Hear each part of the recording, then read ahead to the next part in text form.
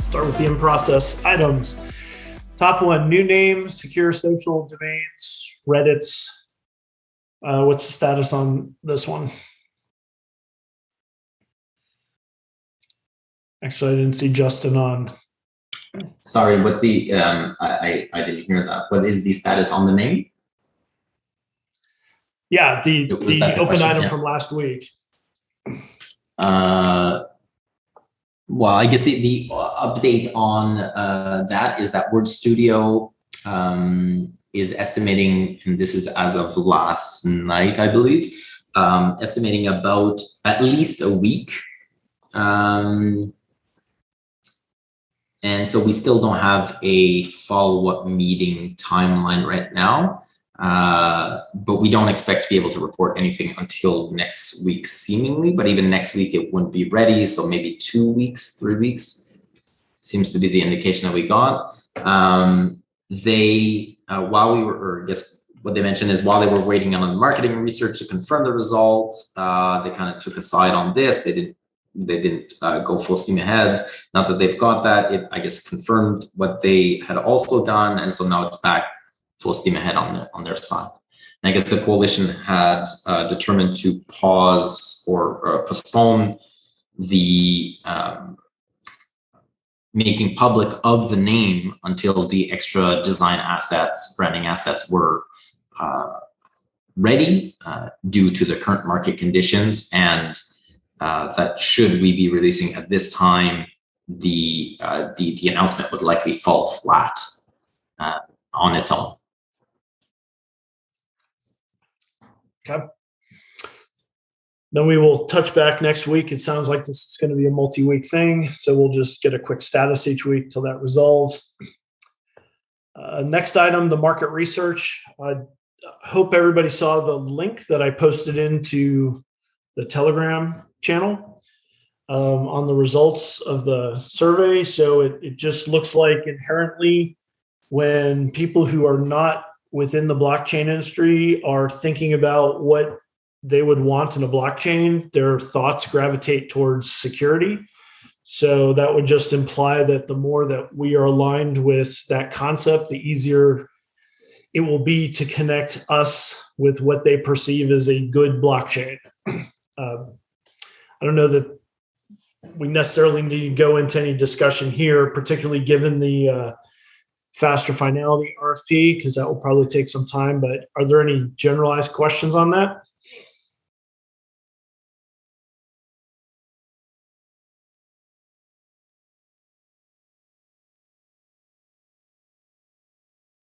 All right. See, the next two, as we discussed earlier, our favorite Kirsten is out right now, so we'll give you an update next week. Hopefully he will be back running at full speed. Next item, create scalability blue paper. So Lucas, why don't you give us the update on that? Although I think a lot of us already saw some information. Yeah, I posted the first draft in the Scalability Plus Telegram channel. So if you guys could take a first pass and comment, then that would be a great input to the second pass that I will take next week. In there, you hint or you refer to, I guess, budget items. Is the intention, Lucas, still to include, I guess, the bids that were submitted for faster finality, for example, within that blue paper? No, I wanted to explain the methodology, how we arrive at a number. And I borrowed that from Wallet Plus write-up, word for word. I changed a couple of things. So if our methodology is different, or if we don't want to include that section, we can always nuke it. Gotcha. But I wanted people to have context in terms of how we arrive at numbers. We don't have to include the numbers, but at least from the high level perspective. So the idea would still be to showcase within there the range or the projected budget for that particular item. Yeah, we could. So for each of the items at the end, because that's where the projects are, we could essentially provide like a summary of like, here's the one paragraph describing a project, and then provide timeline, cost, and then who's going to be doing it, for example, right? So it could be also a living document where we update these things as we go.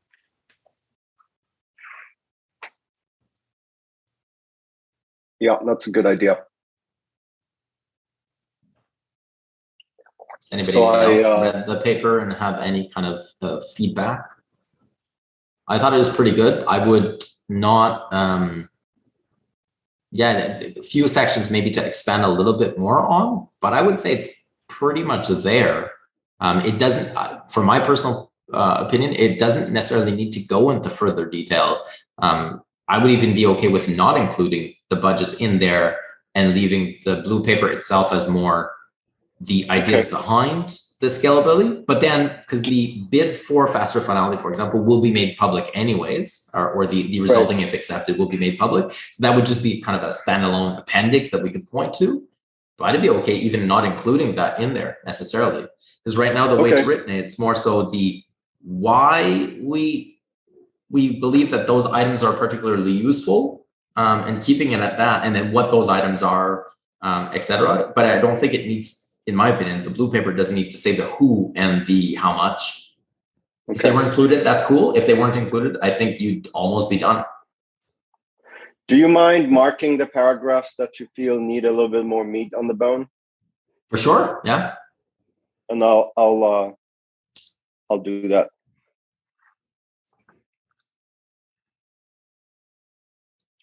I would say to everybody else, and we should reiterate this in the scalability channel, let's give ourselves a deadline of end of the day Monday to get a review and any comments in, so that when we have our scalability meeting on Tuesday, we will have a full review of the first draft done.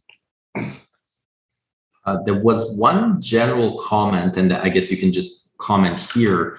In the graphs that you showed for DAP Radar, in the 3 or 4 instances, it was always EOS and WAX. Do you know, and I don't know the answer, I could go check, but do you know if UX, I would guess not, but that TELOS was one of the options that we could highlight, or was it just not an option in so DAP Radar? There's 2 graphs from DAP Radar. First one shows EOSIO chains being tracked, and that is WAX, EOS, TELOS, and TELOS EVM. And then and I don't believe they actually track any other chains yet. And then the second graph is top 5. So you kind of have a view of EOSIO ecosystem and then overall ecosystem as a second graph. Gotcha. And I think I know what it is. I'll put comments in there. In the daily transactions per protocol, you mentioned that, you or whoever wrote this, you only highlighted in the text EOS mainnet and then WAX, but in the graph you do have TELOS and TELOS EVM. I would add in the text TELOS, or I'd be okay as well with just highlighting WAX, because really you're the one right now that's stressing the protocol, whichever one would work for me. I'll comment in the text. I'll add the metrics for all the EOSIO available chains, so that way we have a comprehensive view of what's going on for the data that is available. That's better. Awesome. Okay, cool. We'll do. All right. Moving on to the next one, status of the RFPs. We'll come back to faster finality because, as we discussed, we'll be reviewing that in a little more detail. For the SDKs, actually, Aaron, this is to you. You are going to come up with a suggested list of 3 components to be created in each category. Then to send back to the coalition. The coalition would say, yes, we agree these are good selections, or no, we should do something different. Is there an update on that? I do have a list. I reviewed them with my team and can share them here or share them in Telegram or however you'd like them. So my vote would be to post them into Telegram so we can spend more time on the open RFP. But if somebody else has a different opinion, thinks we can get through that list pretty quickly, I would be amenable to that.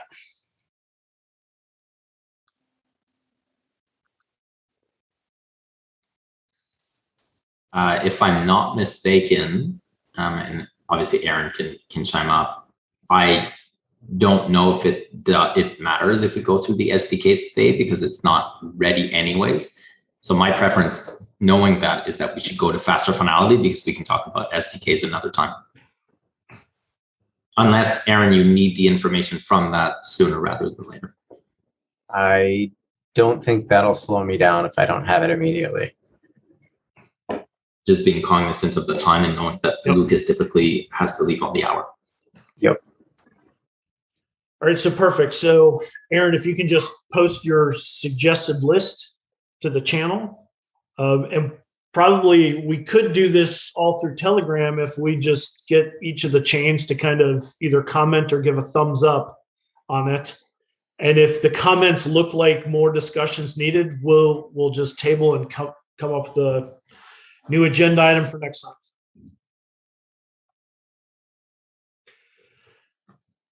All right, so that leaves the last two things for today is the RFP for faster finality and the finances. But Yves, to your point, we'll start with the RFP and then we'll come back to the finances at the end, if and when we've got the time.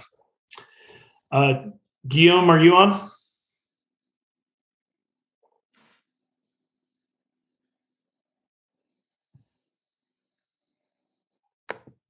Let's see. I noticed in the coalition Telegram that Doug shared a different link. That might be why this. I saw Guillaume in this channel, but this might be why the TELOS guys aren't here.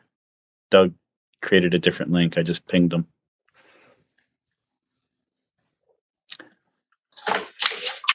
And G's back.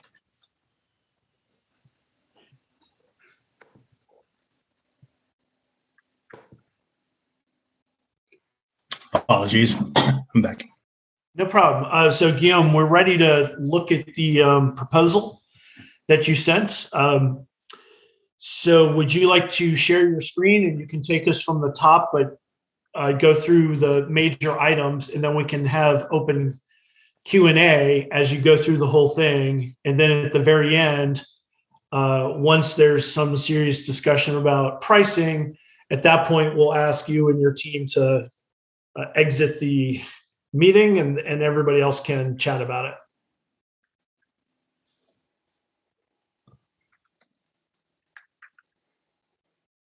Is that acceptable?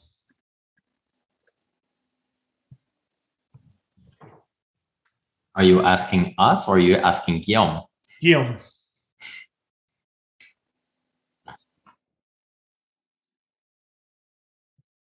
Guillaume is AFK.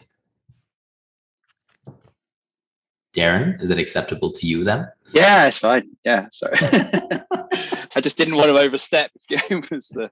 No, totally good. Totally good. Yeah, but that's fine. No problem. Okay. I mean, I can pull it up and share it, but it's often easier if the person talking through it is sharing because they know when they want to scroll up and down and jump to different sections. So maybe we'll just give Guillaume a second to. Yeah, I think it's just internet in the terrible place that he lives. Oh yeah, it's so terrible. So terrible. Let me turn my camera around and then we can compare the terribleness of where we live. Yeah. At least you don't have any semi trucks outside honking their horns today, right? It's coming back next week. Yes, it'll. They're apparently rolling back into town for Canada Day, which is the first. Oh, we've got a chat. Oh no, it's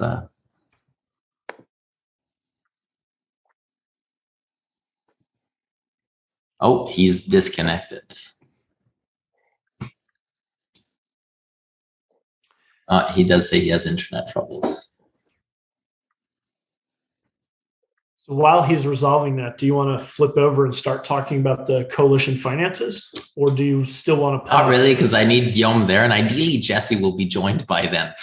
Okay, got it. It's going to be somewhat of a. It's not that it's that big of a heavy topic, but it's quite important. Okay, sounds good. So I would rather wait. And if it's not in this call, we can do another ad hoc call. That's okay with me. Yeah.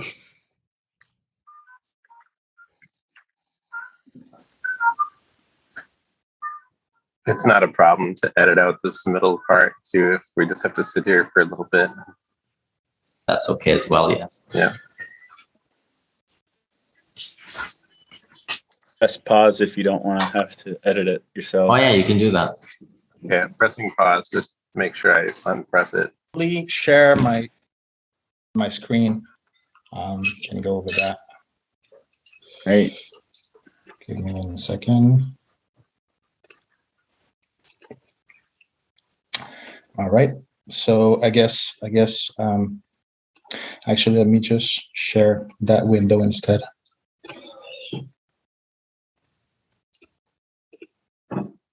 There you go. So you guys can see my screen, my window. Hello? Yep, we can see it. Yeah, good. Okay, perfect. Sounds good. Okay, so essentially I broke it down. There's like I followed the I guess like the RFP specifications. So I broke it down in subsections that are more or less the largest kind of topics that we need to cover as part of the proposal. I also highlighted which elements referred to which of the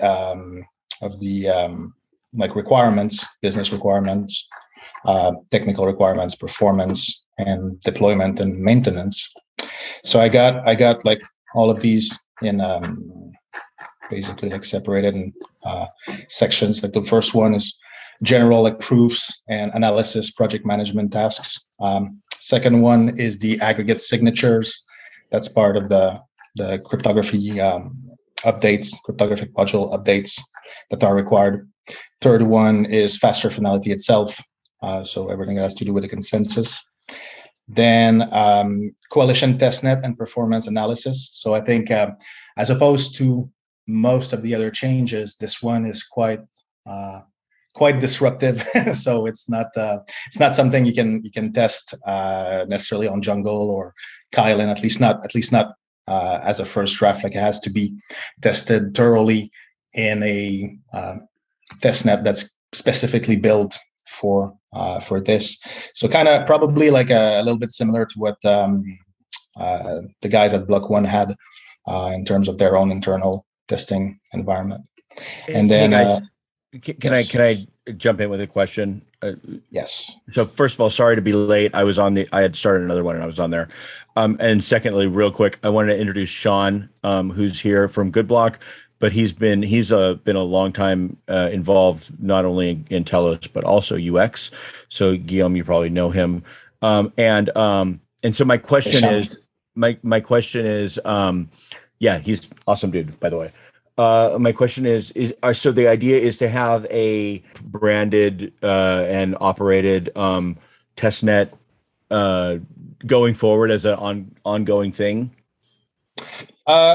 It's a possibility, but the scope was more for the faster finality,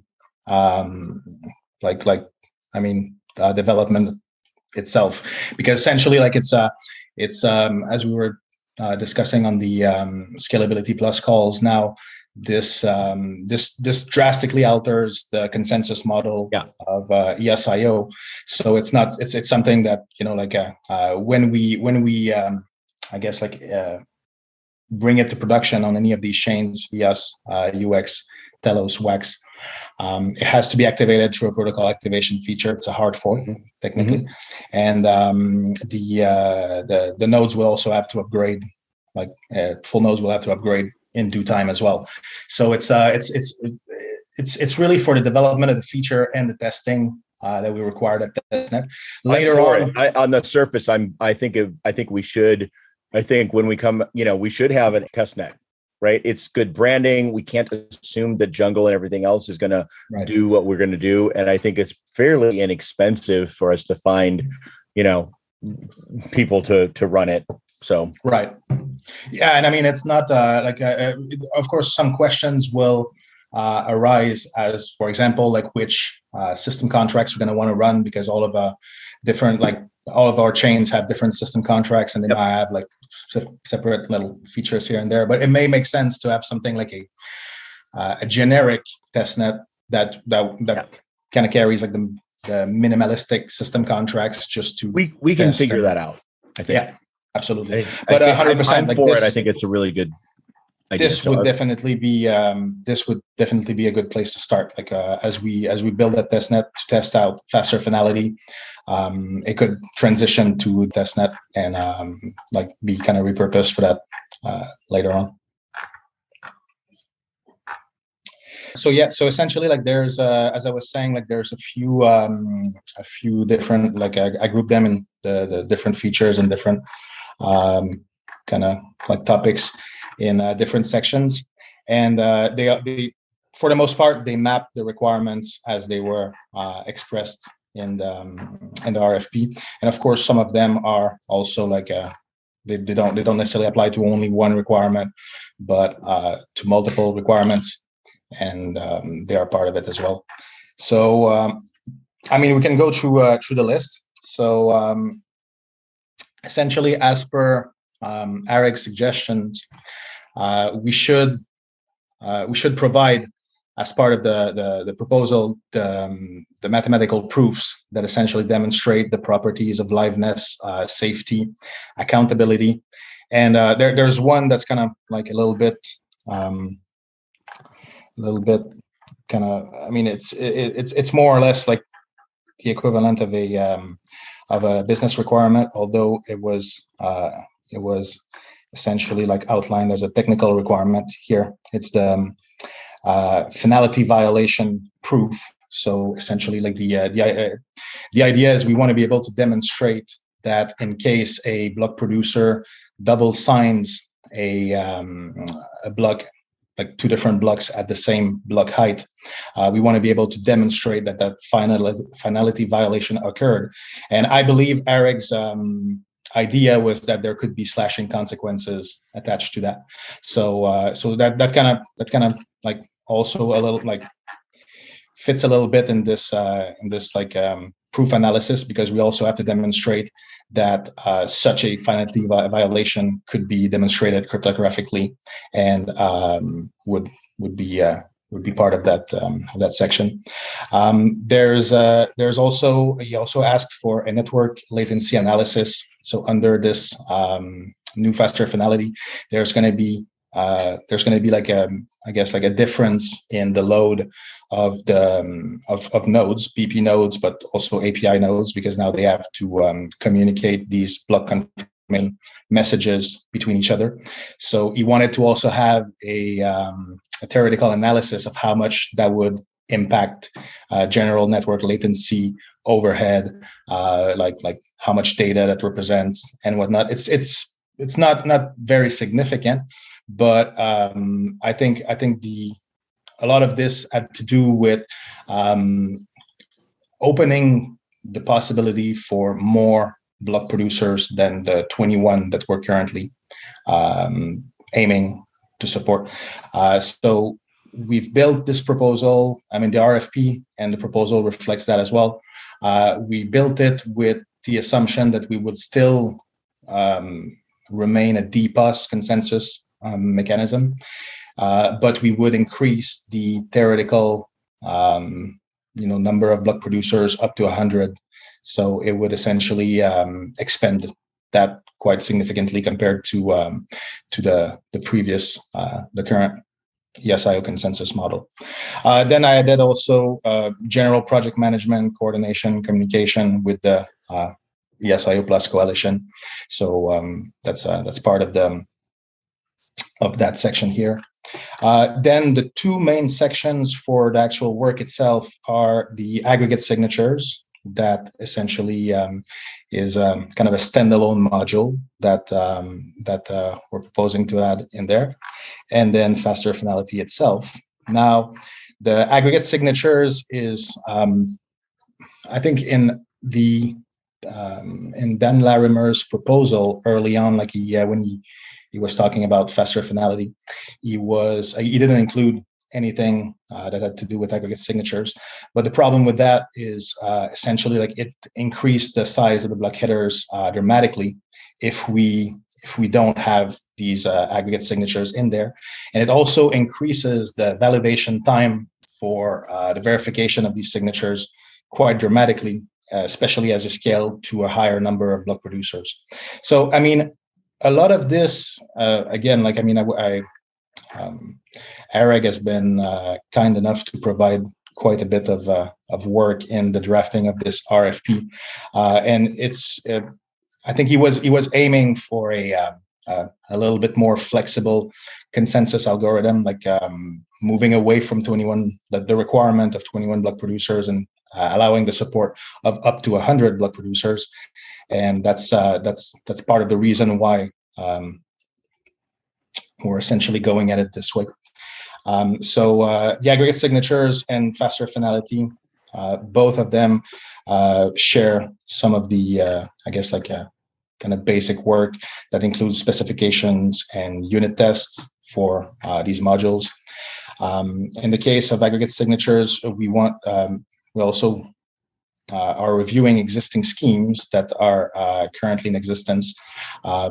There's a few of them, like there's Schnorr, there's Schnorr NS, there's BLS, there's a few others like threshold signatures and whatnot. Currently, we're leaning quite heavily towards BLS, and there's good reasons for that. One of which is it's quite battle tested. It's been in existence for a while. There's been a ton of research that's been done. There's a number of very good implementations that already exist. Just to answer Douglas, yes, we would be able to increase the number of block producers. It would not impact the time to lib having more block producers necessarily, because essentially you get like the way our proposal is, the way we're planning to address this is essentially block producers when they receive a block from block producers. We're keeping the current leader election and essentially like the I guess like the round robin of block production. So you still have, let's say, like 21 block producers producing 12 blocks each, and they essentially hand it off to the next block producer in the list, whether it's sorted alphabetically or numerically with the integer value. And then essentially when a block producer generates a block, he broadcasts the block to the rest of the network. The other block producers that receive that block now, instead of waiting their turn to produce to essentially indicate on which fork they are, they immediately send a message, a confirmation message that in which they sign the block digest, and essentially they broadcast that to the rest of the network. And then every full node can start aggregating all of these signatures together and create one aggregate signature that can be verified at any given point for that 2/3+1 requirement, like BFT requirement. So technically, we can have as many block producers as we want. Now there's practical concern because, of course, the more block producers you have, the more the increase in network chatter, because now suddenly you have a bunch more messages that are flying around that are confirmations that block producers. Problem. Yeah, exactly. Yeah. And I mean, there's a practical upper limit. Like if you look at what's been done on let's say like Ethereum 2.0 and whatnot, they're targeting like a couple thousands validators in a similar way. But in their case, they also drastically increase the time to fast at finality. I think it's something like a 50 or 100 blocks in their latest paper, Right. and that's these are blocks of 15 seconds. So that's quite long in terms of finality. My napkin math says that somewhere around 48 would be a great midpoint. We'd increase our Nakamoto coefficient quite a bit, probably above everything else without without overloading the channels. So I actually had wanted to do that when we launched TELOS, increase it to 42, but the slowing down the lib to 6 minutes was what was not accessible. So I think this will be great, and I think this will shut down a lot of people who criticize EOSIO as having too few validators. So one thing, no, I want to clarify. When we talk about consensus and not changing the consensus algorithm, you're talking about BFT and 2/3 plus 1, correct? We're not. I mean, because within the system contracts is where right now we maintain DPoS. You could change it to proof of stake. You could change it to proof of authority via consortium. There's all these things you could do within the system contract level that some people might describe as the consensus algorithm, but there's two different things we're talking about here. Right? Yeah, here I'm talking about the essentially like the process building, right? Exactly, schedule building, and essentially like the handoffs between block producers and whatnot. How they are elected, how many of them there are. That's out of scope. This is just right. And the work we're talking about here does not change at all the fact that that's managed at the system contract level, because there's a lot of power. Exactly. Just incredible opportunity to iterate the selection and the number at the contract level and not touch the base layer, right? So exactly, and that's like quite a bit of care went into completely separating these two functions so that essentially like we still allow maximum flexibility for things like that. Like for example, with you guys at TELOS, you have I think this standby rotation that's built in. That's not affected by what we're doing here. This is completely separate, and you're still able to do that, no problem. You're also able, of course, to increase or decrease the number of block producers as you see fit. This only affects essentially like the Byzantine fault tolerance of the system. At which point can you ascertain that a particular block is final and won't be reversed. So it's strictly limited to that part. So it sits kind of one level below the actual consensus model. Right. Yeah, depending on what you describe consensus as. But yeah, I agree. So how many blocks will be required before we have, we think of as a lib? So it depends on a number of variables. Like it's not going to be necessarily like fixed at X number of blocks. It depends on essentially like how big these blocks are, how many how fast the network can propagate these blocks and gather enough signatures and so on and so forth. So there is a logarithmic increase in the finality with the number of block producers, but it's logarithmic. So it's not like it starts really low though, right? Will remain very low. Right now, we're estimating that it's going to be under a normal situation, a normal network usage. It will be between 1 and 6 seconds to finality. And that's with 21 block producers, or that's with an increase? That's with 21. But, gotcha. So it'd be something like 1 second, 90% 8 confirmation, or 90%, 98% certainty, 99% certainty after 2 blocks or 3 blocks. Yeah. And then by 6 seconds, like probably before that, you're at 99 point whatever 5 nines or something like that, 6 nines. Yeah. Okay. Do you have is there a equation for determining this, or is there? Oh yes. Or have you done any modeling? Okay, so you'll be able to share that at some point. Yeah, that's essentially like these sections here: liveness, safety, and accountability proofs. They essentially that's all with built into those proofs. Got it. Yeah, and you'd be able to provide as well that it kind of as a sliding scale. If we increase the number of block producers, here's how that affects. And so I don't know what you do a little dainty visual.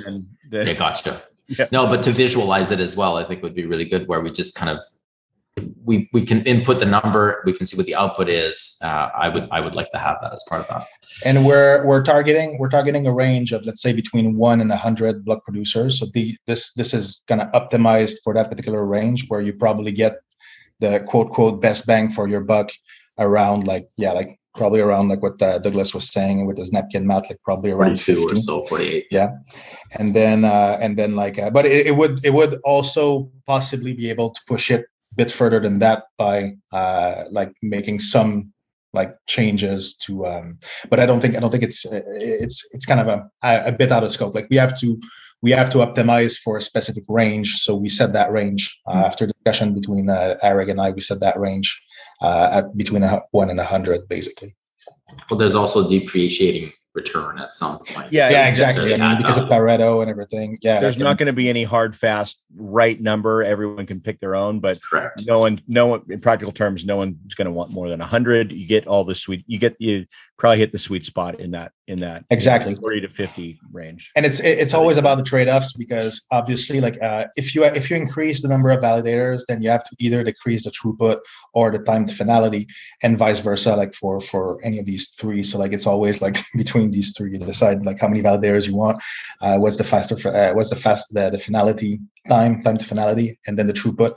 And if you're increasing one, you're like decreasing the other two, and so on and so forth. So it's kind of always like the trifecta that you need to solve. I'm tired of hearing about the fucking 21, people equating number of nodes. I'll be very happy to put that to have a better number for put that to rest. Yeah, exactly. Yeah.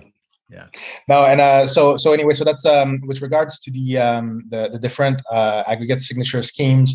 Like I was saying, we're probably going to go with BLS. One of the reason also is, I mean, and this is speaking for UX. The main reason why we as UX are so interested in fast fidelity is because this essentially is critical for interacting with Ethereum.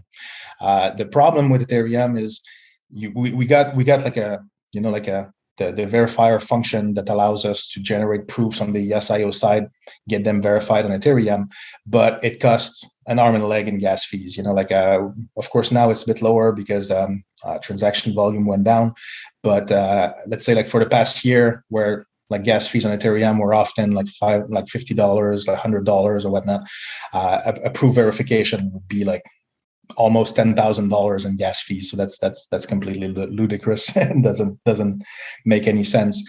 And this is because the proof size under the current BFT protocol that underpins EOSIO is quite big. It's essentially about like 12 kilobytes of data, and takes quite a bit of CPU to verify. So faster finality allows us to shrink that proof to a much smaller number, like a much smaller size. And BLS is the aggregate signature scheme that Ethereum 2.0 is using. So essentially, like as I mean, we don't know when Ethereum 2.0 is going to be out, but that's the target. The target is to be able to interface with it and to be able to validate EOSIO proofs on Ethereum at lowest possible cost. This does not have an indication of the size reduction from 12 kilobytes average to, like, is it a 10x smaller? Is it a 20x? 20x smaller, so it's proportional to the lib that's being saved? Yeah, it's pretty much. I guess 20-30x would be the idea. Yeah. And is using Schnorr signatures versus BLS, are those mutually exclusive? Do we have to pick one? Because there are some valuable things about key splitting and whatnot from Schnorr. So they're not mutually exclusive. But the caveat is that for each signature scheme you want to be able to support, you're going to have a different signature field that's going to be. I mean, it doesn't necessarily need to be in the block header, but it has to be made available to other nodes, essentially, that would want to create these proofs.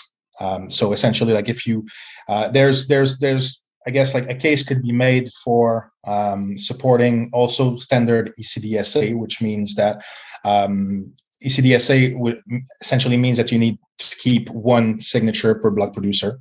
So imagine now you have 21 block producers. That means that for every block you need to maintain 21, like a checksum 256 fields that represent.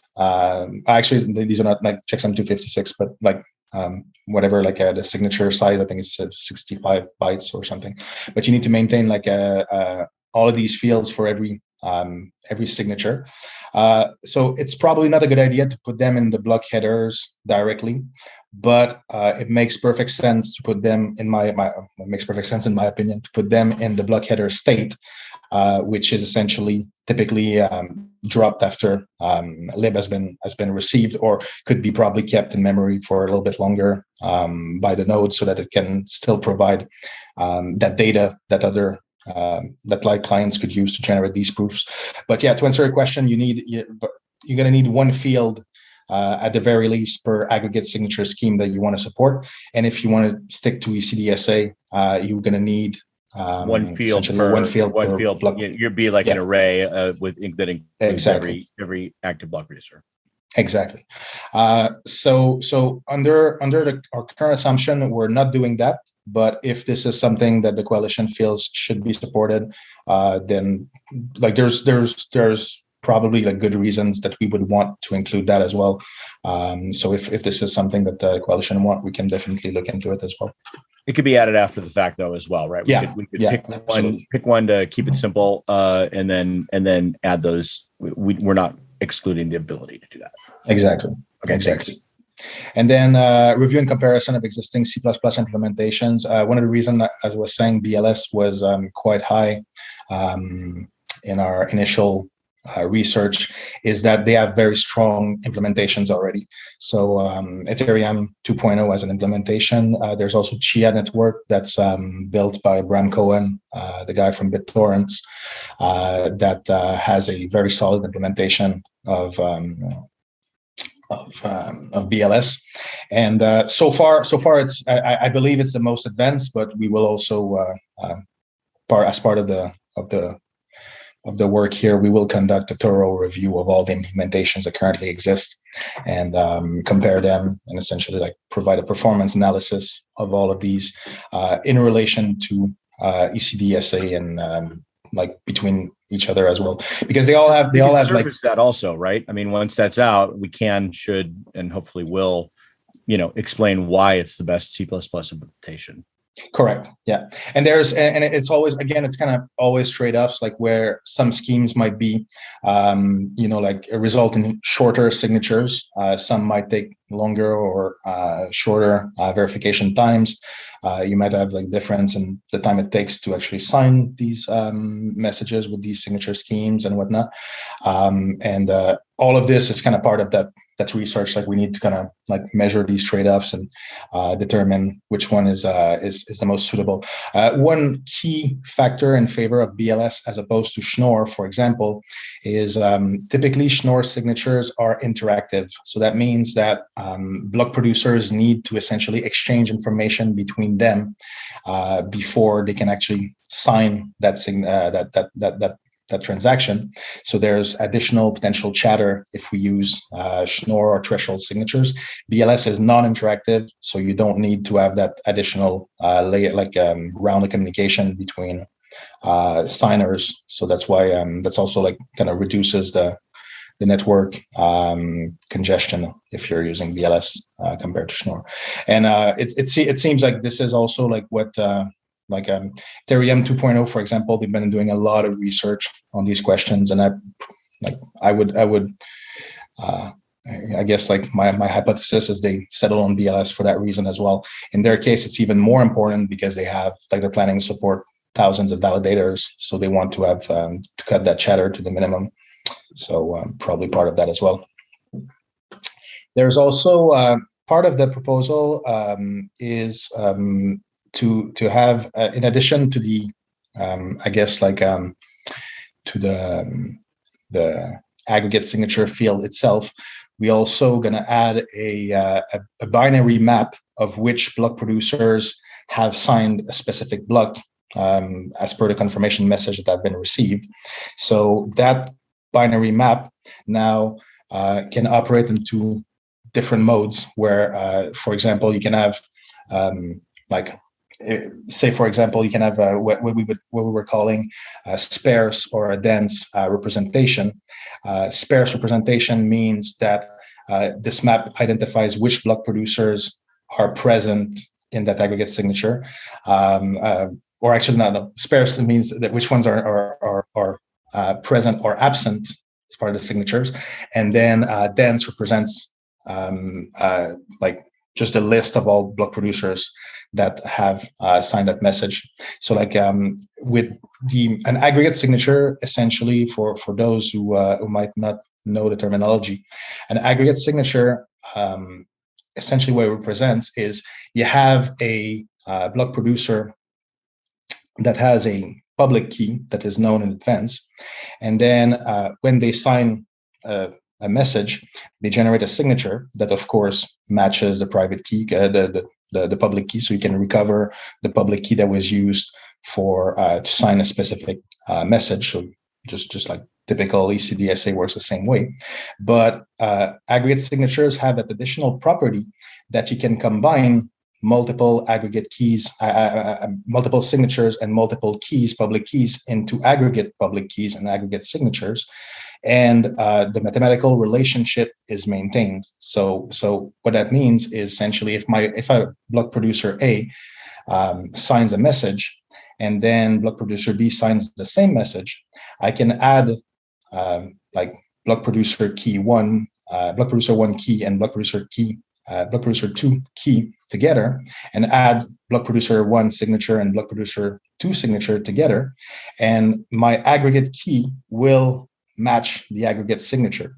So essentially, you can just do that arithmetic calculation where you're adding the public keys together and the signatures together, and you can still verify that that aggregate key matches that aggregate signature, which is not possible with ECDSA. Under ECDSA, you have to essentially compute this for every single signature. So like you have 21 block producers, you need to verify 21 signatures, for example. So that saves us a lot of space, a lot of time, and it's quite nice what you can do with that. And it's not limited only to the benefits that we gain in faster finality. This opens the door to a lot more, including like privacy applications, things that like, I guess, like gains of performance across many other things. Like there's quite a bit of additional stuff that can derive from that. So it's a standalone module that can be reused for other things as well.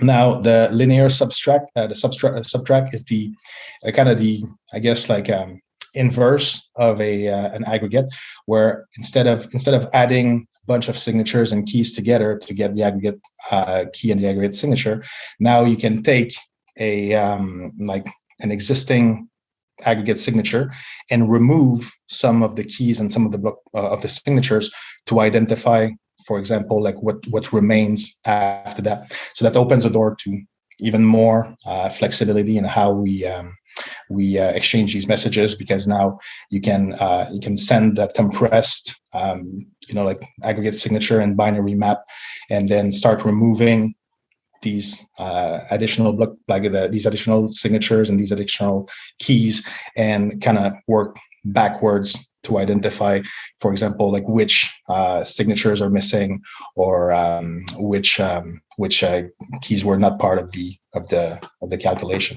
So that's also part of what we're suggesting to implement. That opens, again, a lot more doors in terms of, especially in terms of like confidential transactions and various I guess like privacy features, because now let's say you have a multi-sig, you don't need to even reveal which parties are part of that multi-sig. You can have a multi-sig that essentially is or keeps the participant private, and potentially even like keeps whichever participant signed the transaction private. So it opens the door for a lot more. It's a building block for a lot more things. So, and then, of course, these aggregate signatures have to be implemented in EOSIO itself, as well as EOSIO CDT, because they need to be available both inside the context of a smart contract and outside of that context. And then there's also time that's allocated to the protocol feature activation, like how we're going to do the actual upgrade, and how that's going to take place. Typically, it's a two-phase process where block producers activate the feature first, and then other nodes are kind of ignoring it, and then they have up to a certain point they need to also upgrade After which the like I don't know if you guys are familiar with the header extension like subsystem, but that's kind of what this represents. You initially can all of this additional information that sits in the block header can be added to a header extension, and doesn't require the hard fork right away, and then eventually can be moved to the block header if that's where it ends up being, because I don't think we need necessarily to add it to the block header. There's arguments to be made in favor of keeping it outside of the block header and just keeping that information kind of in the block header state and just retain it for a short duration, because typically you want to have these this kind of data to perform these IBC proofs, but it doesn't really make sense to keep it for the whole like chain history. You can only keep it for the last X blocks, and that's generally speaking like the direction that people seem to want to take when we had the discussion about IBC. I know AREG, for example, was quite okay with an IBC that only allows you to prove recent transactions. You don't necessarily need to keep all that information for the whole duration of the whole life cycle of the chain. And then we also have an element here that we added for both fast finality and aggregate signatures, which is ENF consulting and code review. So discussed with Yves, and essentially we're going to retain the services of the ENF to provide some of that consulting add-on, make sure that we're on the right track, and that we can get like every step of the way a review of what we're doing, make sure we're not breaking anything with regards to the rest of the protocol, or like new directions that the ENF is taking. So obviously that's it's quite an important part as well. Then moving to fast finality, there's a couple items there. These are kind of the high level ones. So we have, of course, the change to the block header data structure. Again, not sure if it's going to be block header or block header state, but we're open to suggestion there. Then the binary map and binary map functions to allow for quick verification of these aggregate signatures, so to know, for a node to be able to know rapidly whether or not it's like an aggregate signature is valid. Then there's a P2P block confirmation messages. So that's a new message type that now will reside on the P2P layer, where block producers will be able to emit these essentially confirmations when they receive a block from the current block producer. They will essentially say, yes, I vote for that block. They will sign it and they will broadcast that to the network. So as other nodes are receiving these confirmation messages, they can now verify that other block producers are also in agreement with the state of a given block. Then fork ending and rejection of invalid block as per a new consensus. Again, consensus probably not the right term, but as per BFT rules. So essentially, like that's part of the how blocks are added to the fork DB. So when you have multiple competing forks, it will now use this mechanism to confirm the blocks rather than waiting for the 2/3 plus 1 block producers adding blocks on top of the chain. Now it uses this confirmation message instead. There's quite a bit of work to be done also around handling the producer schedule change, because now under the current BFT rules, the block producer schedule change takes I guess 2 rounds of votes, so to speak, to go into effect. So when there's a change in the stakes or in the voting that triggers a change to the top 21 block producers, there's essentially like a first round. The schedule goes into there's a proposed schedule that is proposed, and now block producers essentially add a block on top of that that block that proposes the schedule. If you get 2/3 plus one, the schedule now becomes pending, and there's another round that goes and confirms that, and then it becomes the active schedule. Now with this fast finality, this whole process will take potentially like just like a few seconds. So if we're if we achieve fast finality between, let's say, 1 and 6 seconds, as I was saying, we would essentially it would basically take about like maybe like 10 to 18 seconds or something to get a change in block producer. So we have to do quite a bit of testing around that. Now, same thing for the protocol feature activation. This is they might end up being deployed at the same time, although it's not required. You could potentially have one update that would activate the aggregate signatures, and another one that would activate the fast finality later. So, but there's also like an item there.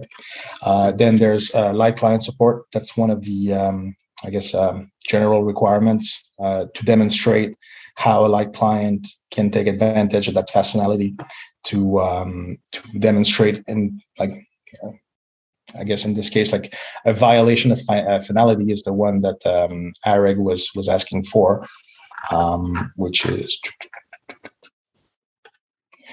TR04. But also we're planning to also include in there, I guess,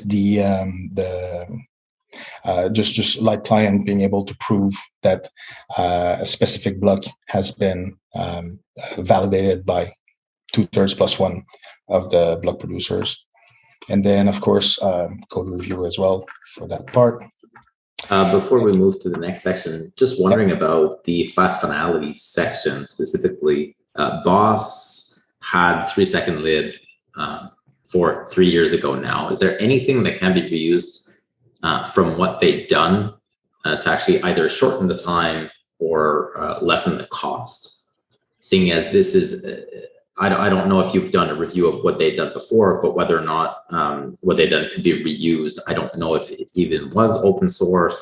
I know a big component of it was, but the big issue that they had, first of all, they were not using any sort of aggregate signatures, and they were rebroadcasting essentially like the full blocks, or at least the full block headers from memory.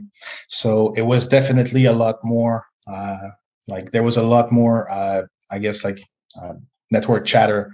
Yes, there was a lot of overhead. The block headers were huge, as I remember. They were huge. Yeah. But is there anything that can be reused? Not really. I don't think so. I mean, it's that part that they like essentially like you would have to redo like so much of it that I think you're probably just better starting from scratch. I mean, some of their ideas about that back in the day. I don't know if you want to talk about Boss, but tracks with what you guys were saying. It's just not. It wasn't the right approach, I think. Right. No, I think well, I mean, like it was they got it to work, so like kudos to them for that. But yeah, they did it in a way that was I think like it was very kind inefficient, and yeah. I felt it was a bit of a stunt that yes, it had shorter finality, but it didn't actually do it in a way that actually made the chain operate better. No, exactly. It was kind of a hack, to be honest. Like, and same for their IBC. Like, it also was kind of, like a very lazy way to do it, and that had like a lot of overhead and everything. Cryptography was good. They like the cryptographic proofs were good, but it's just like you needed to have like these validators that were essentially like synchronizing the chains all the time, and like they would push like megabytes of data every couple seconds and whatnot. And it was like in a Solana approach, kind of. Yeah, exactly. Like a lot of the stuff that should have been done off chain was on chain, and I mean it's it's not like the proper approach to scalability. And then the next section is essentially like talking more about the testnet and the performance analysis. So of course, like there's we would essentially deploy this across. I mean, like we would deploy a test net across multiple centers throughout the world, have at least 21 block producer nodes that would be part of that testnet, plus all of their API and P2P nodes. And like this would be like open to the coalition members for sure. We can decide as the coalition, we can decide if we want to open it to other people as well. But it would be mostly for review and for analysis. So it's not like a test net where you go and test your dApps and things like that. It's more like a test net where you test that new BFT system, and that we use also to perform like performance analysis, making sure that we respect the performance criteria as outlined. Can I ask a favor, Guillaume? Would you mind narrowing up column B, because I'm assuming column C is the number of hours expected and but I can't, and D is the price per hour, and so then correct. Okay, I mean I just wasn't able to see it on the screen, and so I kind of wanted to understand that. Yep. And I will have more questions about that, but when you get to the end. So just by the way, if you guys shared hold on. Just by the way, before you joined, Douglas, the process was that we're going to go through this, and then we're going to ask them to leave. Then we're going to talk about finances without them being there, and then we're going to ask them to come back. Okay, thanks for sharing that. So you can understand. I had started up another call, and then I was waiting on that for everybody to join so thanks for letting me know about that. I do have some questions, I think, just for clarity of what we're looking at. Doesn't have to be now, but before Gnome leaves. Similar. Yeah, before he leaves, it would be good to be able to ask some questions and then discuss, perhaps. Sure. Yep. Is a clarity question, sure. The negotiations, we can get a line first, and then Yeah. For clarity, for understanding Yes. things. Yep. Not for negotiation. Yeah, and then like a big item also with regards to testing is essentially like general testing, quality assurance, gathering feedback from you guys. Also, like a lot of this, like there's still some questions that we will need to kind of reach an agreement on to kind of steer the development, to determine like various things such as, like as we were saying, like which signature schemes we want to support, and things like the range of like block producers that we would like to support. I mean, again, all of this comes from discussions that I had with Eric, but he's really the only one that kind of had any feedback on that. So of course, as we kind of progress through that through the process, I'd like to hear more from the Wax and TELOS guys as well. I mean, Wax, I guess like we can. I kind of assume that Stan was speaking like for Wax quite he was probably representing Wax interests when he was talking, but especially from TELOS, because most of these scalability calls, I don't think you had anyone present. So like there's, I'd like to kind of get your thoughts as well, Douglas and Jesse. So anyway, that was the one work group I think that TELOS didn't have anybody on. So right. Yeah. And happy to have another separate call with you guys to kind of give you a bit the TLDR of what was discussed. Of course, we have the recording of all of these calls. I think there's at least like 4 or 5 that contain information about faster finality that you might want to review. But I'm available as well. Just ping me if you need a one-on-one or something. Well, I'm not shy about jumping in with questions, obviously. So so far, I feel like I've followed it reasonably well. Okay. And then the last section is essentially the call it like the I guess like deployment and support. So we're essentially going to deploy this to Jungle testnet with the support of the Jungle BPs. We'll write technical documentation, code examples, and some kind of guidelines and general considerations, as well as I guess also like content that can be used for communications, because I think This both Faster Finality and IBC have a tremendous potential in terms of getting people excited. So I think there's a big opportunity in providing some I guess like writing Medium articles and sharing why it's important and how that's going to work and things of the sort. So I mean, of course, I defer to I'm a developer, so I'll defer to people that have expertise in communications and in PR. But I think there's a big opportunity there. So definitely going to be assisting you guys on that front. We also have an item for an external audit of the code. I had a discussion with Yves a couple of weeks ago. I'm not sure if an external audit is sufficient. I think we'll probably want to have an internal audit as well, because at the end of the day, like you can give that to Sentinel or Slowmist or other guys like that. But I think I would prefer an audit by the ENF, for example, than an audit by these guys. But up to you guys how you want to go about it. I think it's going to be a fairly big chunk, because it's quite a complex change, and it has a lot of subtleties and a lot of considerations. So it has to be reviewed and audited by people that actually really know what they're talking about. So that's a bit of a challenge here, but I think we'll be able to to figure it out. And that's, of course, that's an external budget. So I mean, this is not going to be paid to Origin. This is going to be paid to another organization. And I'm sure Yves and probably Douglas and Lucas as well, you probably know some of these auditing firms better than I do. So very open suggestions there. And then additional support to the coalition member as they will deploy this to either their test nets or their mainnet. So of course we will be providing this as a add-on service as you guys go through this. So that's pretty much it for the cost estimates. If anyone has questions, happy to answer.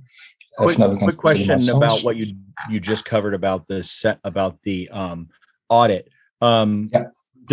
So when an audit invariably turns up issues that need to be addressed that weren't already expected. Correct. So are those issues? So I don't see a timeline item for dealing with those. Are those built into the project already? And is that why it doesn't? Yeah, like in the milestones here, essentially, like that's one of the items here, successful audit. So like if there's basically like completion of that audit with no critical or major vulnerability found. So essentially, like if there's any issues there, like that need to be addressed, we'll eat the loss and we'll fix them on our own dime, of course. Okay, and then the other all of this is indicative, like the number of hours, like for me, like I just put that as kind of an indication, but it's not like I'm very happy to just put this as a kind of, lump sum. This is the amount. If it takes twice as long, it's like we're going to eat that loss, no problem. I think itemization is necessary for assessing this stage because it's so big. 4,700 hours is 200 man days, right? What do you working 24 hours? What is this doesn't talk about time to deployment. Do you have any idea? Maybe if you can showcase the milestone tab. The milestones. And can you zoom out a little bit, Guillaume? Just like hold control and scroll down. Yeah, just so that we can see a little bit more. Not too much. Somehow it's not. Is that like? I mean, I don't know if it's working. Like it feels like it's not. Try Command minus. Say that again. Sorry. Control minus or Command minus. Just to zoom out. Try going up to that little thing that says 100. That'll do it. There you go. That work? Everyone's got their way. Yes, thank you. Yeah, because somehow it's the hotkey was not working. I don't know, because of Zoom maybe. But anyway, so here you should be able to see it in one glance, more or less. So okay. So would you mind going back? Yeah. So 2 months after, so phase one, part one is 2 months after. Part two, there is another month. It's not like 2 months plus 3 months plus 5 months. It's all this is all starting with acceptance. Exactly. Great. So essentially, like this covers, we're targeting 8 months between project start and the deployment to jungle. So that's gonna like the I guess like the main deliverable for us is the deployment to jungle, but we also extend this. There's another 12 months following this, which is essentially consulting and support. Support for the chains to deploy this to their respective main nets, and then an extra 6 months after that for any bugs that are identified that we will essentially fix as part of that. What level of documentation will you be providing along the way? There, it's spec'd out as afterwards, but I assume that as new features come in, there will be at least some level of documentation provided. Concurrently. Absolutely. This is typically, I mean, there's that's something the coalition probably will address at some point. Right now, documentation is kind of, I'm personally still using the developer portal of Block One, the EOSIO thing, but sooner or later we're gonna have to, I guess, like have the EOSIO Plus documentation portal that's under the control of the coalition. And I mean, in terms of the level of the documentation, we will match that level there. So currently, like we would provide documentation that would be like on par with what Block One has produced. And like I think personally, I think it's good enough, but quite happy to adjust as well. I just wanted to understand that as you release new things, there will be baseline documentation. Yeah, and typically this is this is not something necessarily that like it's not like writing a smart contract where you have to explain like all these functions and how they can be used. This is very core to the protocol. So documentation is more about kind of explaining how faster finality works and explaining how it impacts various performance parameters of the system, and so on and so forth. So it's kind of it's more like I guess maybe more of a kind of article, like overview type of format, and a bit less kind of like just line by line how functions are working. So it's it's a bit more like a kind of overviews and diagrams, that kind of stuff, A question about overall project management. Are those resources that you have in-house, or are those resources that you're outsourcing? No, it's all in-house. The caveat to that is, of course, there's like we're gonna have a liaison with the coalition. So like there's I'm planning to have like something like weekly or like bi-weekly calls with representatives of all the chains of the coalition to discuss progress. Like if there's any feedback that we gather from you guys, take some decisions here and there about some of the specifics and whatnot. So of course there's, a coalition has to think how much they want to spend on that, like if how many people you want to assign to these tasks, if any, because I'm not sure everyone will necessarily like do that at that frequency, but it's up to you guys. So essentially, but we would like all of this essentially like managed internally by us. And in terms of overall staff dedicated to this project, how many engineers do you have on your end? And I guess second question, follow-up, would you be willing to share who those people are, including the project managers, essentially everybody, so that we could go and take a look, review, etc.? Yeah, absolutely. So far, I got 6 people that I'm planning to assign to this, not full time, but like It's going to be one of their main tasks. 2 of them are going to be full-time. And that includes like all of them are senior developers with 20 years experience plus. 3 of them have PhDs in distributed computing, in mathematics, theoretical physics, and they all have been in EOSIO since the beginning, so like since 2018, with the exception of one that is essentially like comes from the Ethereum 2.0 Casper side of things. So that's the team that I'm putting to work on that. But I'm happy to provide like their resumes and no problem. And some of them, you know, like awesome. There's of course like some of them that have been quite public, part of the Yes Titan team. So. Gotcha. Thank you. So yeah, with regards to the milestones, I'm sorry. Was it Jeff? I'm not sure. That was Jesse. Go ahead. I'll ask when you're done with the milestones. Okay, so essentially, like these are basically like 4 phases. So first one is kind of specifications and core functionality. Second one is proof of concept, performance review. Then third one is the functional solution and deployment. And phase 4 is support and maintenance. All of these phases happen in sequence, but element within one phase may happen in parallel. So for example, like mathematical proof and latency, we'll be working on that at the same time that we're working on the aggregate signatures. So it's not like we're waiting for the proofs to be done to finish the signatures and so on and so forth. So essentially, like I still got like estimates for all of them, but it may be that mathematical proofs get released pretty much at the same time than aggregate signatures, or even core fast finality could happen also like around the same times. So that's kind of the general idea. Like the 4 sections are sequential, but within one section, a lot of this can happen in parallel, I guess. And then we have the costs and the milestones are here. So essentially, like these are the milestones and the suggested milestones and the payment associated with each.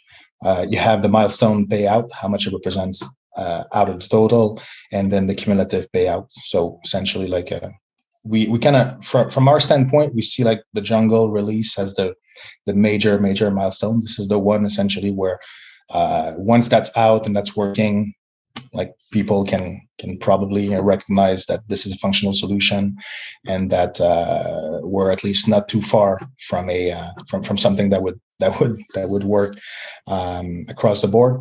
So and that's a cumulative payout of 60%, give or take. So there's that's kind of how also like you guys can mitigate your risks. All of these milestones also, they all typically are kind of self-contained. So meaning that we delivered this one, there's value in this, even if for some reason we didn't go through with the rest. I mean, not that we're intending to stop at any point in the process, but basically if for some reason, like whatever, like our key engineers get hit by a bus, or coalition runs out of funding, or whatever, I mean, each of these milestones has a deliverable that is by itself useful, and that can be work kind of serve as a building block to the next one, and that provides value by itself. So that's also one way that the coalition controls their risk. When they approve a milestone here, there's a piece of code that is useful regardless. So regardless of what happens next. So that's pretty much all I have on my end for this, but happy to answer any questions. And just let us know when you want us to step out, and so we can have a discussion between yourself. I was wondering, on the previous page, there's a couple of questions I just want to make sure I'm understanding what you're presenting. So for instance, Jungle deployment. And first of all, I think everything's great. I like the thoroughness, and think you guys are more than capable of accomplishing this. I like everything I've heard. I just, it's it's a big bite of money, of the coalition's money, and I'm trying to understand where we're putting it. This is 120 hours at $350 an hour. So that's basically saying 3 weeks, 4 weeks. Is that 4 weeks? Like 3 weeks, I'd say 3 weeks. Yeah. So it's like suggesting somebody who gets paid $350 an hour is going to spend 3 weeks, 8 hours a day. So I'm just trying to see how we get to these numbers. Clarify. The number of hours and the rate is for getting it done. It doesn't necessarily mean that there's only one guy working on it. So if for example, like any of these points, like there might be like 2 or 3 person working on it to get it done. So it depends. Like this is what our company is charging, but it's not necessarily like, doesn't necessarily mean like 1 hour, 1 man hour. It's 1 company hour, for example. And then how many people we assign to it and what gets done there. Basically that's and of course like there's like deployment to jungle, that includes deployment, but there's provision also for any sort of issues that we may run into. If there's I guess like discussions to be had with the current VPs, troubleshooting of anything that may happen, and I guess like the various tasks that relate to also analyzing the data after this has been deployed, for example, like verifying that these blocks are indeed being generated, being validated within that acceptable fast finality time window, verifying that we don't have any unexpected micro forks, and so on and so forth. It's an indication, but it's like there's room in there. There's a buffer in there to absorb the uncertainty, I guess. There's to echo sort of what Jesse's saying, in response, right. It totally makes sense that it's not one person spending, 3 weeks. It might be 3 people spending one 40-hour week each. Yeah. Even so, on the surface, it seems like, it could be done. It seems like a lot of hours for that. And on that one in particular, I just want to be sure we weren't, I want to understand that I'm just speculating. I'm trying to see how we get to such, in some cases, it seems like big numbers. Some of the stuff up above, I think is totally reasonable to build, and the engineering skills it takes and time it takes to do those things above. I think, I'm just kind of questioning like that one. We're not paying the VPs there for their time, are we? We're not paying out to all of the jungle exactly. for their time. This is just your time to, support them in upgrading the binaries, and then, as you said, observe. Yes. Right. Monitoring and possibly troubleshoot. Hopefully, not troubleshoot much. I mean, yeah, did it on the private network, but there's provision for that as well. Obviously, like I hear what you're saying. Like to deploy like a new version of this doesn't take 3 weeks for sure. But this has the buffer in there to essentially like absorb any issues that we may have, to also like any discussions that we may need to have with the BPs, explaining them a few things, reviewing their meshing, and like analyzing the time it takes for these blocks to be propagated. Essentially, like jungle is going to be our I guess like our first real test, because there's something happening on jungle. On our private testnet is going to be a private testnet where it's just meant for the I guess like the deployment of the solution. We only have like 50 hours there, but on jungle, there's things happening. There's already like it's a chain that's already live. There's infrastructure that's been deployed around it, so that kind of takes care of verifying every single of these aspects, making sure that we're not breaking anything else, and that like the network doesn't suffer from other things that we couldn't see in the private testnet. So on the private testnet, is how did you arrive at $75,000 for the hardware? Just curious. So math for that. Yeah, the basically like we went with a hardware that is similar to what block producers are running right now on the main chains like UX, TELOS, WEX, and EOS mainnet. And then with the monthly cost of VMs that are able to support that kind of hardware times 21 block producers plus associated API and P2P nodes for about 1 year. So that's give or take. This is the figure that we arrived at, because I think $300 per BP per year. $300 per BP per month. Right, and that's roughly what we came up with. I asked our guys to essentially extrapolate these numbers from our current costs, of deploying similar hardware, and we kind of have for this, we kind of have to have something that is quite representative of a I guess like of an EOSIO network, because this is like you want to test this against real conditions, not like just two nodes talking to each other. Like it has to be like 21 nodes, and they have to be like across multiple data centers all around the globe, and kind of replicate something that is reliable. And the 12 months is just so we have it through the whole exercise, or I think $300 is fair. Like, if you want a P2P API and a BP, that's 3 nodes per BP, right? So you can get 36, 21, whatever that is. It's the cost of one Z1D instance per month.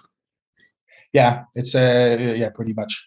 And it's there's a bit of wiggle room there, of course, if we wanted to test with a few more nodes, and just like some of them we might want to take offline after a certain period of time. So like there might be like some cost savings there if we were to be like super economical. But I think it's something we shouldn't cheap out on, because this is quite important to get to test against realistic conditions, I guess. And you mentioned VMs. I'm just curious. You don't plan on? I mean, in all transparency, for our BP, I run them from 2 different providers, bare metal, leasing month to month. And I know of a handful. I've switched 3 times in 3 years. I know of a handful you can get bare metal servers for 100, 150 a month that are. Yeah, I said VM, but I meant really like servers. Doesn't necessarily need to be VM. Some could be. And across multiple providers as well. I just worry that if you say VM, you're going to go pick all the Amazon data centers and all of a sudden they're on their backbone. And, you want to cross providers and try exactly hardware. And you'll get people who are like people like me who have a rack in a colo data center, and all I have to do is point something at it. So it's like, okay, $300 a month is worth it. And I would actually probably also offer to the coalition members first, if they want to take that responsibility. For example, BPs that already have racks in various data centers that have a bit of excess capacity.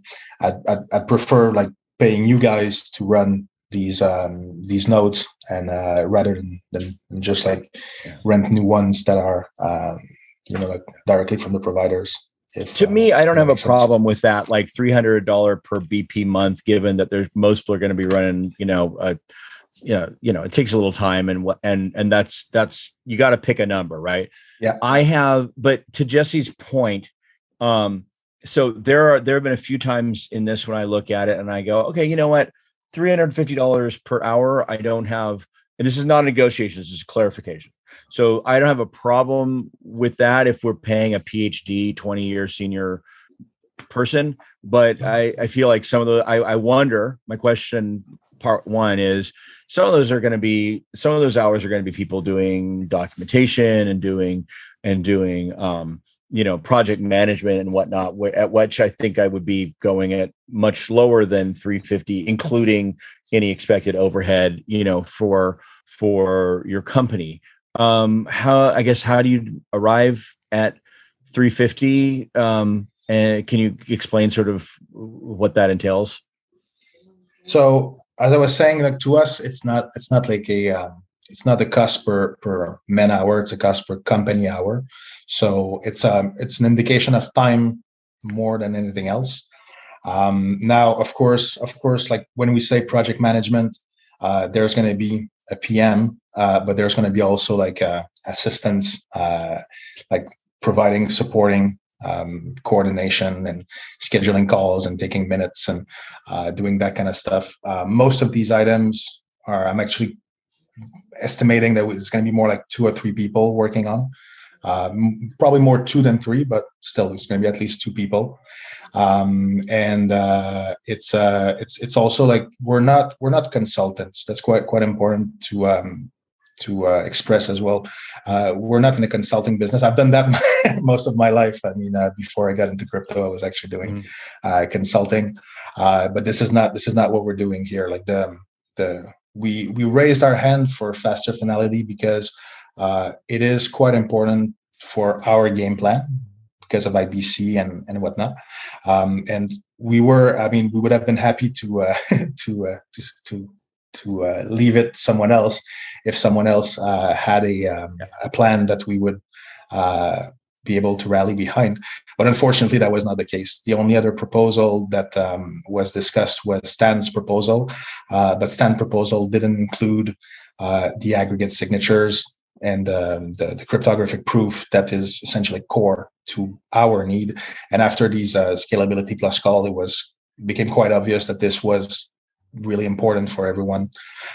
So we ended up like just I guess like because there was a vacuum, we stepped up, and for us, we feel that this is quite well. First of all, it's a difficult piece of software. It's not a walk in the park by any stretch, and it also, especially combined with IBC, it's very foundational to the new EOSIO, let's put it this way. Moving forward, I mean, we're already competing with, say, Cosmos that more or less has this built in, and we need to be able to be at their level and beyond. So that's part of it that creates, I think, tremendous value that well exceeds what we're charging for it. But so where I'm coming from, I'm not going to grill you on every line item. I want to understand where this comes from as somebody, and I do not think of you as a consultant. This is a contributor, but I guess but I also feel that as a member, sort of founding member of this coalition, as we all are, a responsibility to be responsible with the absolutely, the funds thereof, right? And it's even more understandable in the current market context because we have to remember when we started discussing the coalition, EOS was like at the almost $3 and TELOS was like $1 and like WEX was like I don't know, like 50-60 cents or something, and now it's no longer. Are they lower than that now? Has that changed? Yeah. I haven't looked at the price in the last few months. Unfortunately, yeah. So I mean, like it's it's definitely. I call bullshit on that one. Yeah.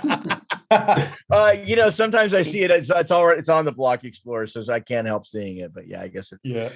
Here's why this being said, I mean, with regards to the price tag, maybe you guys can discuss this between yourselves.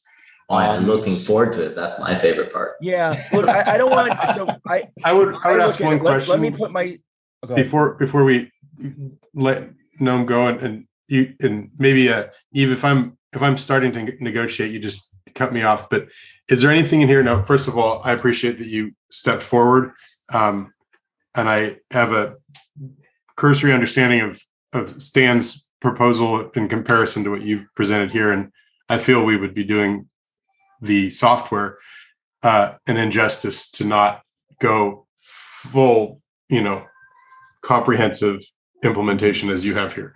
The aggregate signatures, the proofs, just everything that you have here is the right way to do things. So I don't see that cutting significant corners is something we would want to do. But I would just ask you, kind of in the context of what Douglas said, as a member of the coalition, trying to be prudent with the money that we have so far that we've committed and knowing the market conditions, is there anywhere in here you see that could, where you could, you know, trim some stuff off? Is there any, if you, I mean, is there anything you see here that is an option without compromising the real solid implementation that you have presented? You know, if So- you had, is there any, because I don't see anywhere here, like, you know, I guess to compare it to Aaron's wallet proposal, that's like, you could do this, this, or this. There's not a menu, right? It's like, it's all of it or none of it in this presentation. So is there anywhere that you see, if we needed to, you know, is there anything you can see that could be cut back? The unfortunately, like you said, it's not really a menu for that one, because it's gonna like a binary pretty much thing. The only thing I can think of is like the proofs here. I do think they are very important, but if we wanted to skip that part, that could be done. Other than that, I mean, like the rest would be like dangerous, like skipping the audit, like the SLA and things like that. But it's I don't recommend doing that. So my short answer would be no. There's not much that can be trimmed down. Okay, However, this being said, we're quite open in with regards to structuring this as you know, like stretching the payments, having some sort of downside protection for you guys of the tokens, the token tanks, or things like that. Like, we're quite flexible in the way that we can structure the terms of the payments and whatnot. So because I mean, obviously there's a lot of considerations between, you know, like at which price do you convert these tokens to USDT, or are we even converting these tokens to USDT first, and how do we structure this in light of the broader coalition finances and so on and so forth. So we're quite flexible on the payment schedule and on the modalities. We're willing to take a bit of risk with the price of the tokens, for example. So anyway, so like I think this, on that front, like we can have another discussion where we could be proposing some sort of, you know, like cap and floor type of you know, like a structure, so as to limit everyone's risk and making sure that nobody gets the shitty end of that stick, you know. I think that if there's any other kind of financing would be could be a completely different conversation. I think that the way we've decided to finance things is actually fine, but that's good. You're open to that. I'd like to present, just for the sake of argument and my own understanding, two different, totally valid sort of approaches to this, and hear where, you know, which one you feel you're closer to. And again, this is not a judge. It's totally valid.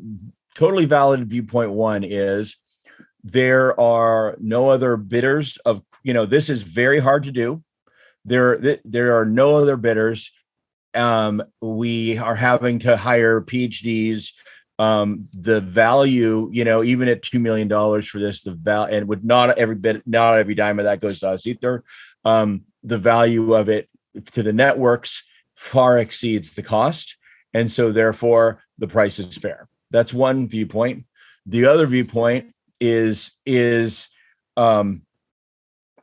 you know, these are big round numbers. It's hard to figure out every last thing, and some padding's required, but it feels like, as somebody has been a contractor, it feels padded in hours. And sometimes when you look at something like, say, well, it's $350 per company hour, but then you also talk about, well, that could be 3 people working on it. It does. Some of those things don't quite add up, and it's hard to assess on a line item basis. But it feels in general like there's some excessive, padding there for potential losses, but also maybe, or for potential contingencies, but maybe too much. Yes. Those Well, I think I've tried to really capture something totally fair to you, but also somebody totally fair to who is like trying to look at the costs of these. How Right. where does the reality fit for you? So, I mean, there's obviously a lot of unknowns in this. And I mean, most of them have to do with the state of the current code base. And in terms of the general game plan, I think that's quite clear from our standpoint what needs to be done. But there's obviously quite a bit of unknowns, and being completely transparent. I mean, we haven't done core development on EOSIO. Like we're not part of the core development team, and we've made some minor changes to the EOSIO like vanilla for EOS Network, but this is like significant. There's a learning curve to the whole thing for us as well, and that's also like part of the what's reflected there. Of course, I'm not going to write like, oh yeah, I'm going to charge X for learning that stuff, but the reality is we need to sit down with the ENF engineers and gather quite a bit of their thoughts and their analysis on how to proceed. We have the general game plan figured out, but it's more about like how do we integrate it with the existing code base. If it was to write this from scratch, it would probably be actually easier than modify what we already got, because as you guys, I don't know like if you guys looked at much at the code base, but there's a code base that has quite a bit of technical debt, and there's been some work behind the whole thing. There's some battle scars in there, and things that are like, if you were to start from scratch, would be quite straightforward. Here we have to be very careful not to break other features. We're already kind of like initially, as we started discussing this game plan with Eric and Matt, there's already a number of features that have to be deprecated for this to work. For example, like the multiple the WT MSIG feature that allows block producers to register with potentially more than one key, have their own multi-sig set up for signing blocks. So that needs to be deprecated. Another thing that needs to be deprecated is the ability for block producers to use a public key that is on the R1 curve. So that's no longer going to be supported. There's things like that needs to be carefully determined and verified before we can proceed. So because of that technical debt, and because of where like we're essentially like changing the wheels of a car that's driving, there's significant uncertainty as well. And I mean, definitely we're very confident that we can do the work, but that padding that you're referring to is present. Yes, some of these hours are definitely padded. If like my estimate is that a lot of these things would take like far less time than what I wrote in there, but that's with my understanding right now. And I'm sure as we start, you don't know what you don't know, so you're trying to exactly. So, but then does that mean that we will not come to a point? We would not be coming to if we went forward to this. We're not factoring in the idea that hey guys, we just didn't know how many hours this would be, so therefore we have to, even though the scope itself hasn't changed, the hours do, because we really came into this big problem. You're trying to cover however many, there'll be 3 or 4 of those. So we're not gonna hear back if we approve this. We would not hear back in 6 months. This is going to be a lot of hours that we haven't accounted for. You're accounting for that. Is that correct? Exactly. And I mean, we also look at it from the first standpoint that you were describing, that even though the amount may seem high in relationship with the hours and whatnot, in terms of value that it provides, it's I think quite reasonable, because this is the kind of stuff that has the potential, in my opinion, of propulsing these tokens to a much higher market cap that would exceed this. Hopefully, hopefully. I would have, but and to be clear, yes. I would have no problem if you came in and said, you know what, guys, it's market price. We're the only ones who can do it. You got one thing, and you know, pay us or not. You know, I would. I actually think that would be completely valid. I just wanted to see where you are, and actually, your answer has clarified some things for me. So no, and I mean, and I appreciate the questions as well, because this is like I'm explaining the process through which we came up with these numbers, but it's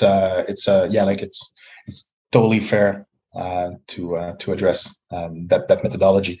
In our case, that's how we look at it. Yeah. Yeah. Thank you. That helped me. That's, I think, my last question.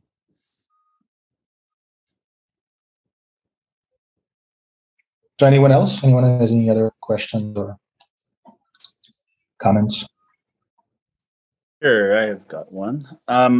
So with like the line item for, you mentioned multiple times consulting with the ENF, which I agree, working with the engineering team is going to be very important.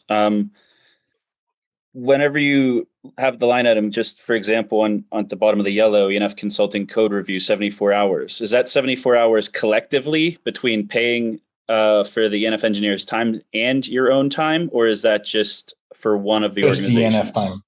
Okay. So as I was preparing this proposal, I reached out to Yves and I asked him if we could count on ARIG, mostly ARIG, but I mean up to the ENF to determine which resource is the more appropriate for the task.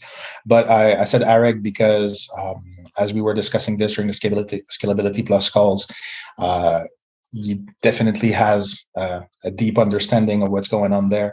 And he also, like, simply because as I'm looking through the code to the EOSIO, the Node.js code, and I'm looking at the various elements that we have to touch and modify, it's always his commits. So essentially, like, he's the one who worked on these portions that we will essentially be modifying and interacting with. So I feel like he's definitely the guy that will be the most valuable there. So what for transparency, Yves and I were discussing essentially like getting ARIG, like earmarking ARIG for 1 day a week for essentially like 6 months, give or take. And basically like have him participate in this, mostly not doing the grunt work, but mostly doing like a general like strategy overview, code reviews, this kind of stuff, like the reviewing our proposed approach, giving us some pointer where should we focus our efforts in the code base, where should various things happen and whatnot, kind of helping us to navigate these like very specific details about subtle behaviors about the code base and whatnot, and of course reviewing the code that we produce, making sure that this matches the current standards and procedures of processes of the development team. So part of that part, like this is like strictly going to the ENF essentially. Yeah. Just because we're coming on the hour, and I know that Lucas has to leave as well, the ensuing discussion will last it's going to be quite lengthy. Plus, I added an item on the agenda to discuss Treasury as a whole for the coalition, which ties in very much to this item. I would suggest if others are comfortable that we have an ad hoc meeting, ideally before next Thursday. I don't think there's a need to wait till next Thursday to continue this discussion. If some folks would want to join or want to stay right now past 4 o'clock, we could have the discussion internally without the UX team here. I do have suggestions on some of the finances and such, and so I'd like to present to the other coalition members first. But then I also have an overall idea for the finances for the coalition that I'd like to present to everybody at some point and have an open discussion about, and that would like inform this, but I want to have those separately, and you'll see why when we have those discussions. But just cognizant that we're coming on the hour, I know that Lucas, you have to leave, and so whether we want to just postpone and have everything together on an ad hoc meeting, or we want to continue this without UX and Lucas here, would really just be TELOS and EOS essentially. So I'm not sure there's much value in there. Why don't we, I don't know, it seems like there might be enough to, have a 10-minute conversation just to start things off without necessarily, obviously we can't have a full conversation without everyone involved, but Well, Lucas has to go right in 2 minutes, and then we'd be asking UX to leave. So it'd be like, all right, the EOS and TELOS having a discussion. I'll stick around if you guys want it. If not, I'm okay with doing that. If Lucas, you're okay with that, and either way, I think we need to have a much larger discussion. I do think we need to have an ad hoc discussion regarding the state of the market, financing, and the overall direction, because we have been operating from when we started this, the getting was good.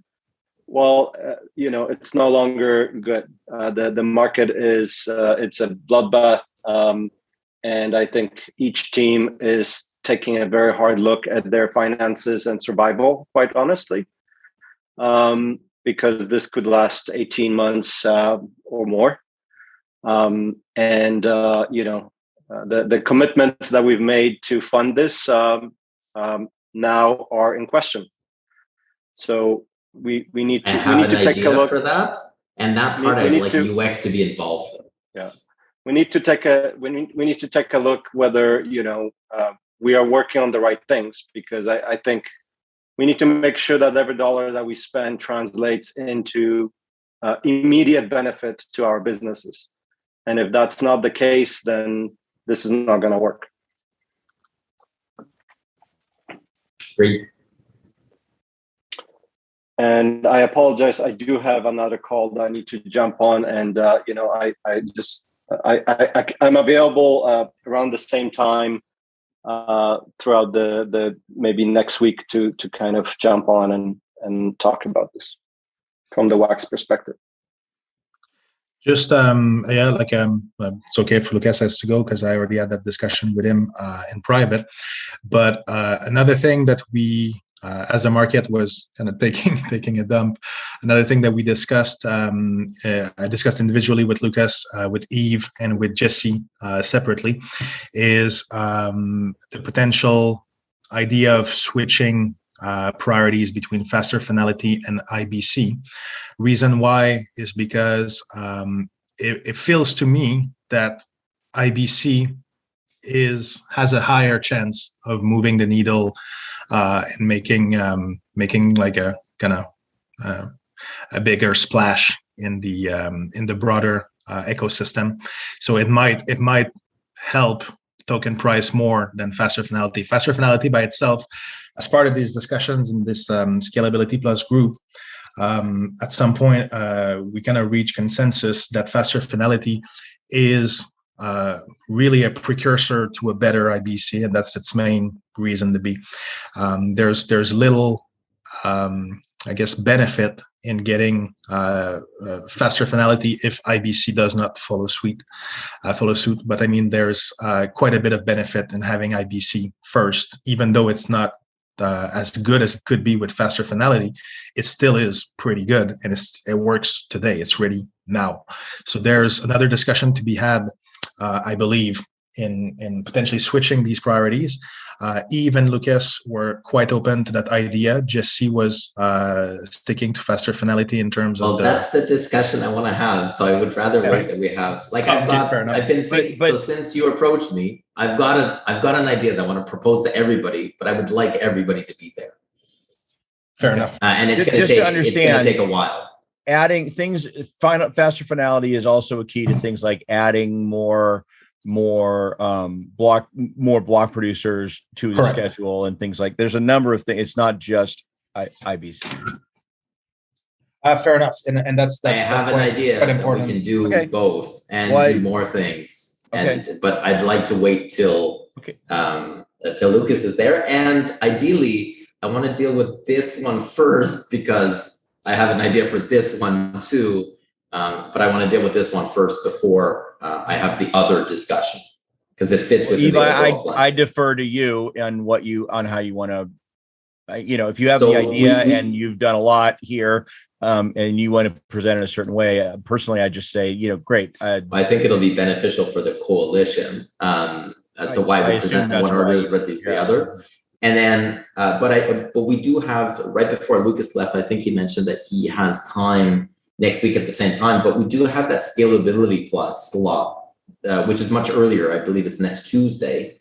So ideally, instead of waiting till next Tuesday, we can have the this discussion with the finances for faster finality without UX during the scalability slot, and then we can have the overall treasury discussion either within there and UX comes in, or then we have it next Thursday. That way we accelerate this process. Yeah. I do have a proposal that I think we could do all of them. Let's not wait. Yeah, I wouldn't want to wait. Certainly. Exactly. But it's just the coordination of having everybody on. We know that those 2 time slots work. So we could have this discussion of what I would propose as a counter offer to UX team. But I want to talk to TELOS and Wax first, so that it's not 3 different negotiations. It's the rest of the people negotiating with UX. That's one, which is what we would do if it was somebody that isn't UX, right? If it was a third party, like what we'll likely do with Aaron for SDKs. And then the second part, though, is the overall finances and how that relates to what we just mentioned: faster finality, IPC, choosing one versus the other priorities, etc. I have an idea for that. Hey, Guillaume, thank you for this very thorough, well thought out proposal and discussion. And, I hope we can get you an answer soon. My pleasure. And just don't hesitate if you have any additional questions, or if I can clarify anything else, just hit me up. And also, I want to reiterate, especially for the TELOS guys, if you guys want to have a one-on-one on the kind of a TLDR summary of these Scalability Plus calls, happy to do that with you guys as well. So let me flip that question around to you. Given what Jesse and I have talked about, are there any key areas that you think we haven't understood or covered that would benefit from that?